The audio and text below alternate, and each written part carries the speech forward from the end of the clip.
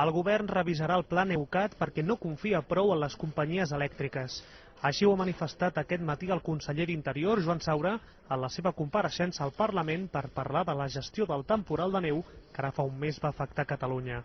La crítica a les elèctriques davant la situació continuada de manca d'electricitat en moltes poblacions els dies posteriors a la nevada ha deixat en un segon pla l'autocrítica del conseller, que també ha parlat de la necessitat de millorar la comunicació amb els ciutadans. Que la confiança en la responsabilitat dels titulars dels serveis bàsics com la telefonia i l'electricitat no és suficient per garantir la continuïtat d'aquests serveis. Les mancances de serveis bàsics que s'han constatat han fet aflorar la necessitat de tenir un control molt més directe, tant des del punt de vista del coneixement de la vulnerabilitat de les infraestructures que poden quedar malmeses, com des del punt de vista de les actuacions de reparació i d'informació finalista al ciutadà.